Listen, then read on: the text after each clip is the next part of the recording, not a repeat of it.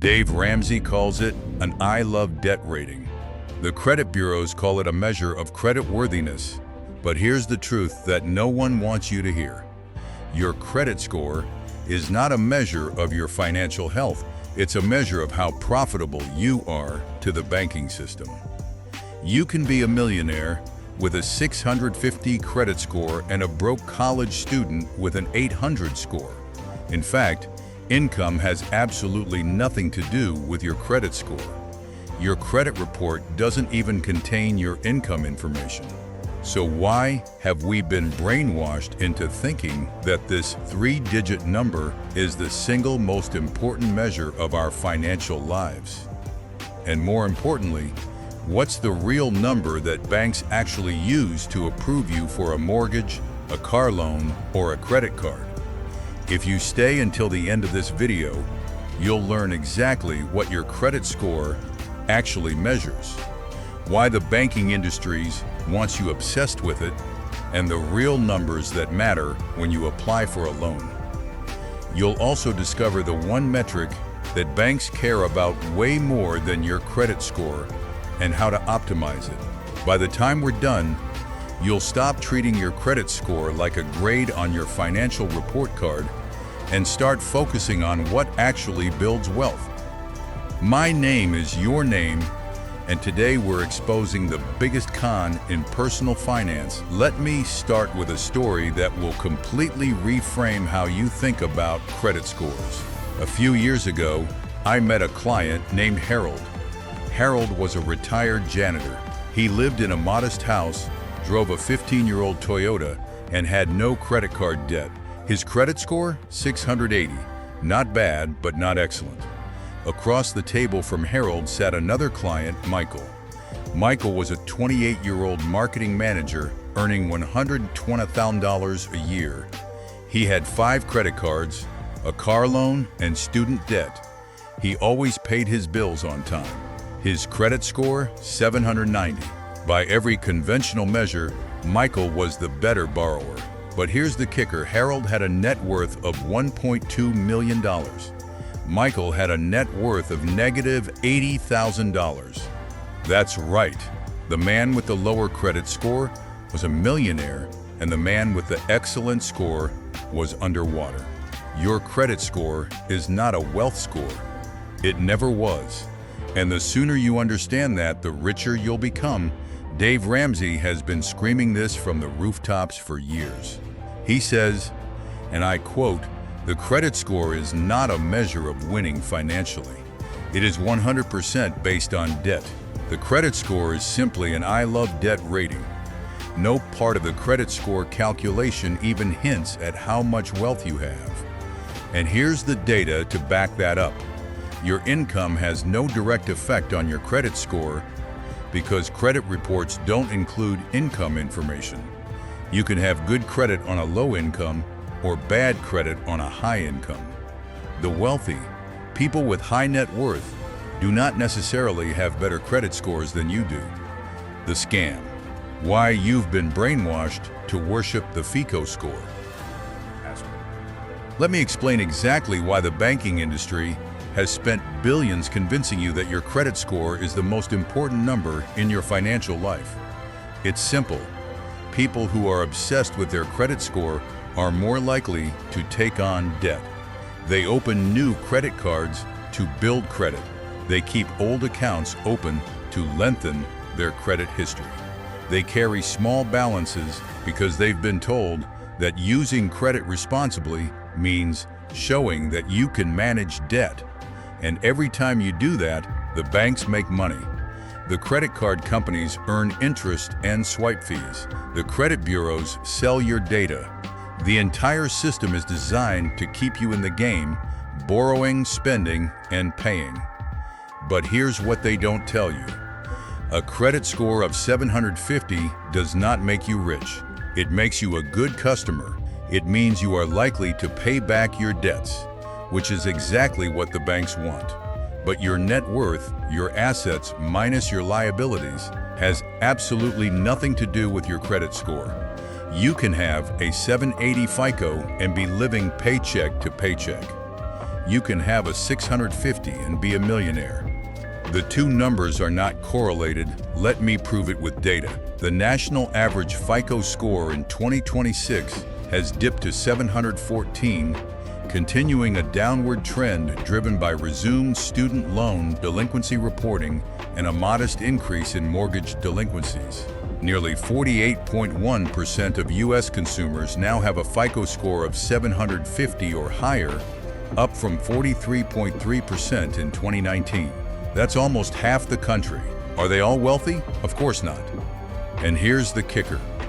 2/3 of Americans either incorrectly believe income directly affects credit scores or admit they're unsure whether it does. This is a massive misconception that the banks are perfectly happy to let persist. Income has no direct effect on your credit score because your credit report doesn't contain your income information. You can have a 750 and be broke. You can have a 650 and be a millionaire.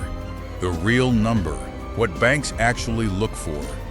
Now you might be thinking, okay, but if my credit score isn't the only thing banks look at, what do they actually use? The short answer is your debt-to-income ratio, DTI, and your cash flow. Your credit score tells a lender about your past behavior with debt. But your debt-to-income ratio tells them whether you can actually afford to take on more debt right now. In mortgage underwriting, lenders look at your income, your existing monthly debt payments, and they calculate what percentage of your income would go toward the new mortgage. If your DTI is too high, a high credit score won't save you. Let me give you an example. Two borrowers apply for a $300,000 mortgage. Borrower A has an 800 credit score but a DTI of 50%, meaning half their income already goes to debt payments. Borrower B has a 720 credit score but a DTI of 25%. All else being equal, Borrower B is more likely to get approved because they have more room in their budget. The credit score is important, but the debt-to-income ratio is the gatekeeper. Worse, many people obsess over their credit score while ignoring catastrophic financial mistakes. They'll keep a credit card they don't need just to boost their score, but they won't open a Roth IRA. They'll make payments on time, but never pay off the principal. They'll spend years micromanaging their utilization ratio, but they won't increase their income or savings rate. This is the credit score trap. You're optimizing for the wrong number. The credit score origin story. A tool for banks, not for you. Let me give you some history. The modern credit scoring system was not designed to help consumers. It was designed to help lenders make faster, more profitable decisions. Before credit scores, loan officers manually reviewed applications. It was slow and inconsistent. In 1989, Fair Isaac Corporation introduced the first FICO score as a way to standardize credit risk assessment. The FICO score ranges from 300 to 850, and it's calculated based solely on the information in your credit report from the major credit bureaus.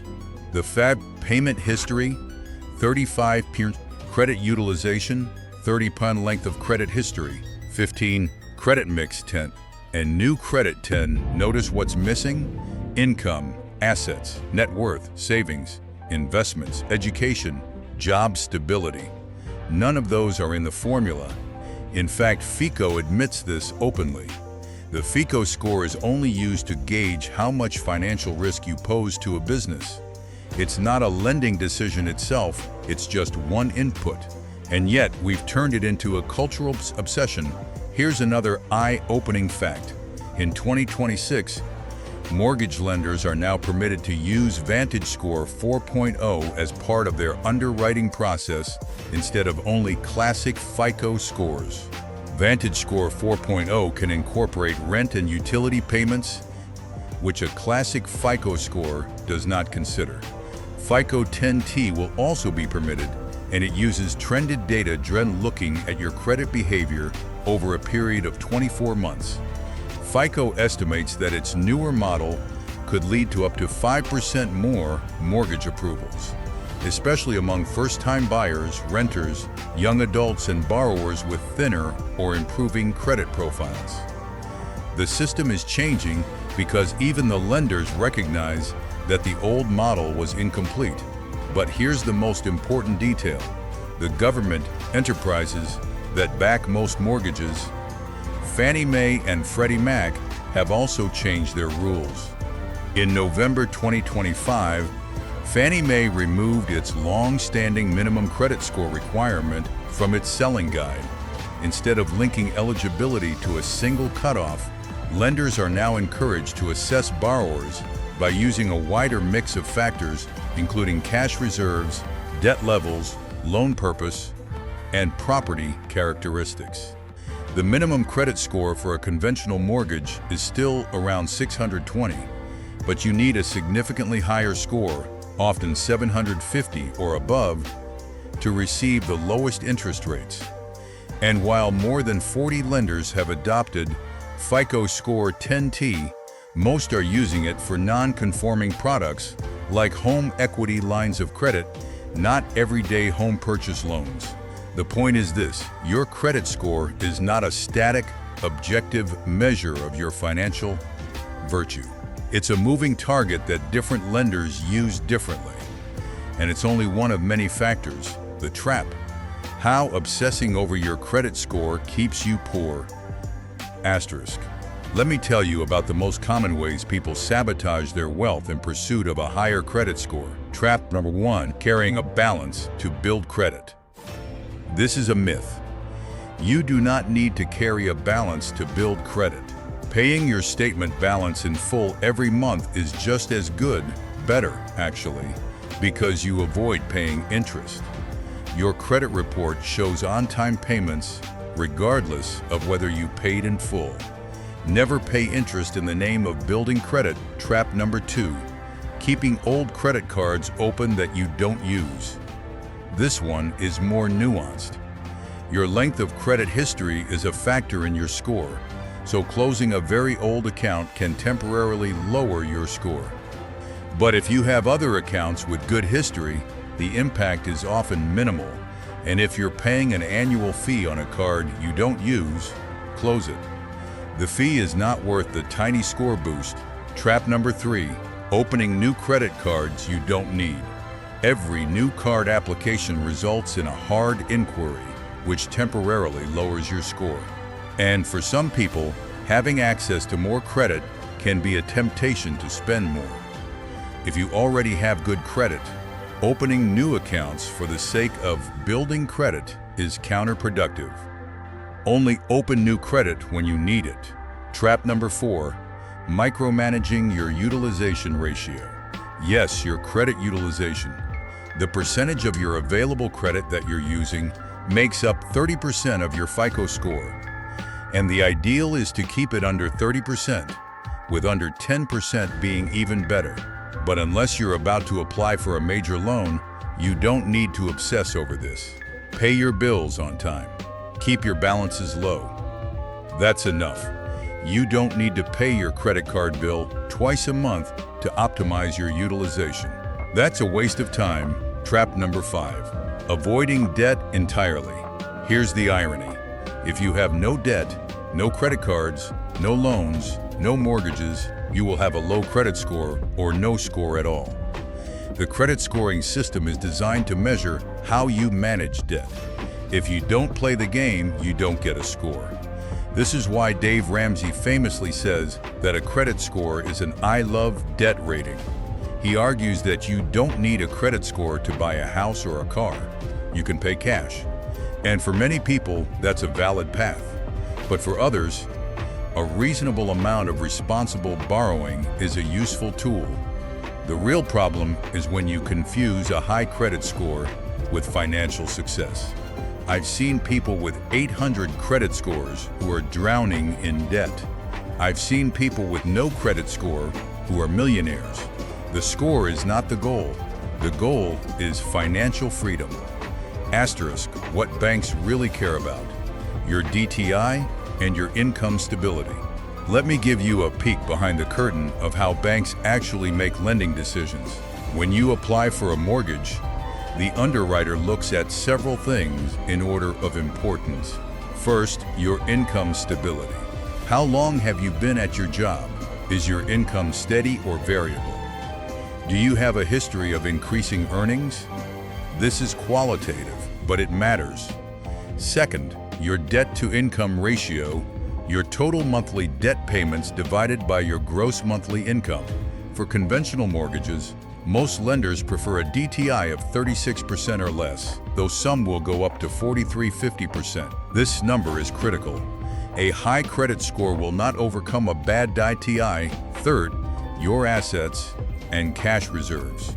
Do you have an emergency fund? Do you have enough cash to cover several months of mortgage payments?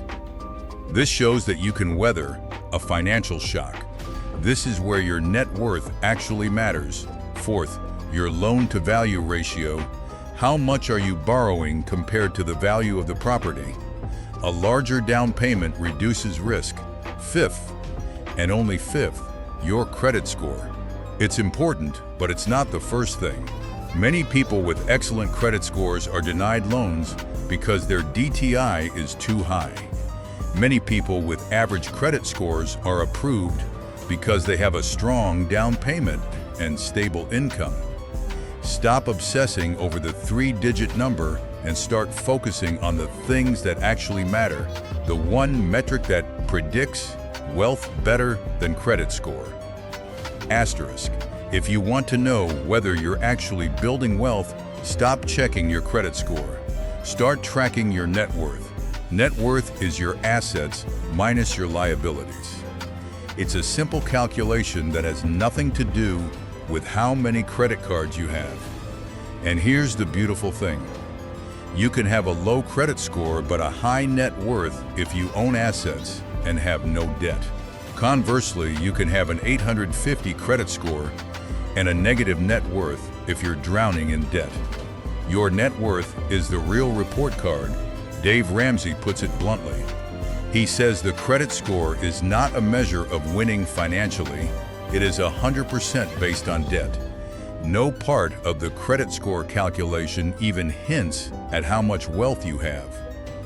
What's much more important than your credit score is what percentage of your income you save and invest.